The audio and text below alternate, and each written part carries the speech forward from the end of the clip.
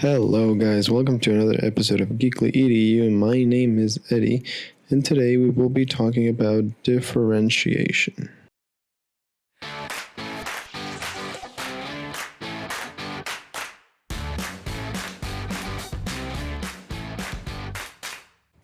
You guys probably already know what this is. An example can be d of dx of a function, f of x. And we know that in general we're going to write this as f prime of x. So far so good.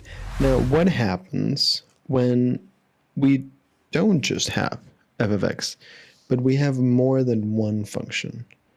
So that's what we're going to explore today. So in our first case, what happens if I have the derivative d dx of the sum of two functions, f and g?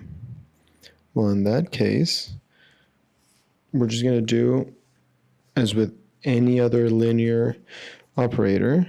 This is going to be d dx of f plus d dx of g.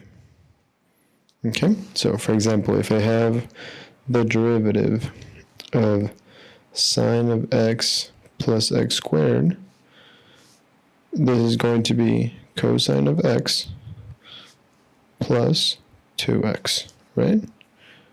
So the derivative of the first plus the derivative of the second. All right, so, so far so good, I hope. And, number 2 is actually going to be an extension of number 1. So I'm just going to write a quick example. Let's say that we have d dx of x cubed minus 2x squared. Okay, so now we're not only dealing with an addition, but with a subtraction. Exactly the same. The signs don't really change what we do with the operator. So this is going to be d dx of x cubed plus d dx. We can rewrite it like this: negative 2x squared. And this is just 3x squared minus 4x. Okay, so again, it's linear. Now things are going to get a little bit trickier when we deal with a multiplication. Okay, so we're going to use the product rule, as it is called. So let's assume that we have two functions, whichever ones they may be. Okay, this is f of x times g of x. This is going to be equal to the derivative of the first function, so f prime of x, times the second function, plus the first function times the derivative of the second one. So let me say that again.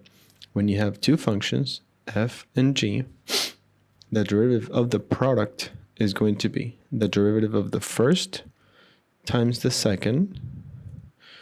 Okay, so first prime times second plus first times second prime. Okay, so let's do a quick example to put that to practice. Let's say that we want to take the derivative of, let's say, x squared cosine of x. Okay, so I have two functions here. This is the first function, f of x, and this is the second function, g of x. So we just follow the product rule. So we're going to have the derivative of the first one.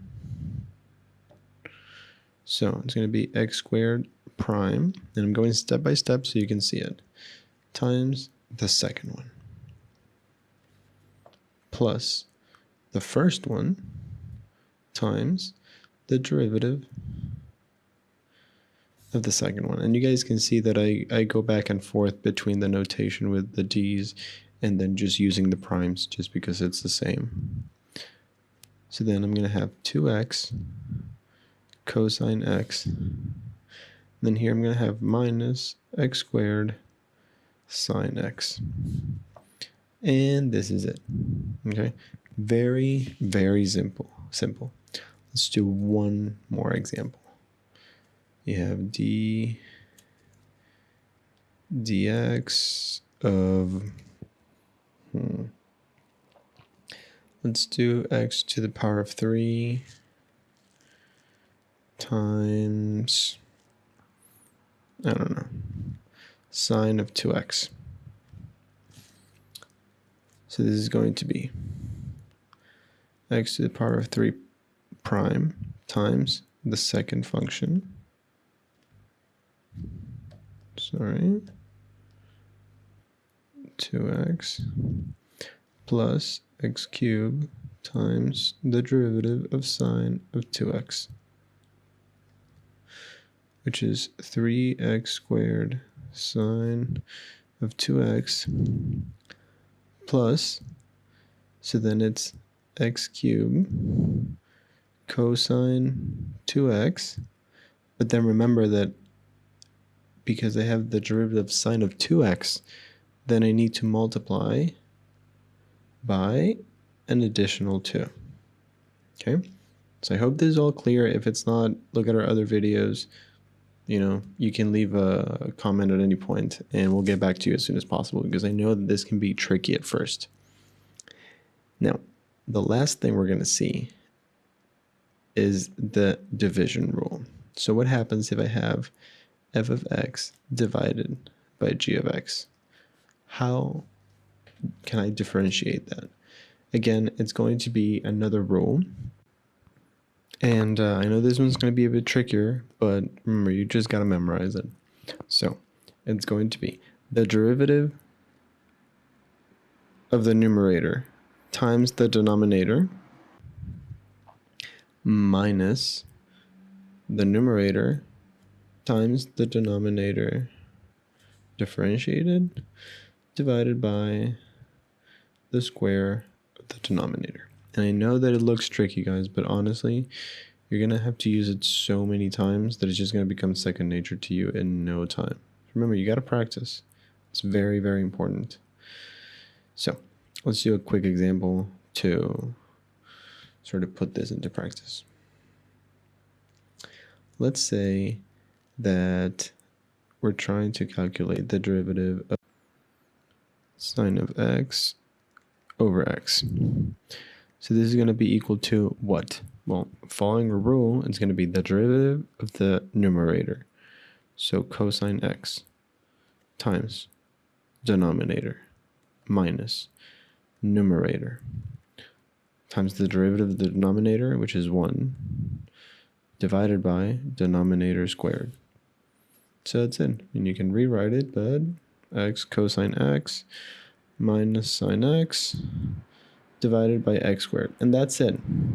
So I hope this was clear, guys. I know it can be tricky, especially for when you have a multiplication or a division, but these are just rules that are always the same. So whenever you have a multiplication or a division, this is always what you're going to do. It's just a matter of identifying what's f, what's g, what's f here, and then what's g here. And then just it's basically plugging and chugging. Whereas for when you have a sum or a subtraction, it's actually very easy. So I hope this was clear, guys. Leave a comment, like the video, subscribe to the channel. We're posting videos almost every day about a wide variety of topics. And if you have any questions, drop a comment. We'll try to get back to you as soon as possible. Trying to put a lot of content out there, and we want to hear from you. So give us feedback, and I'll see you in the next one.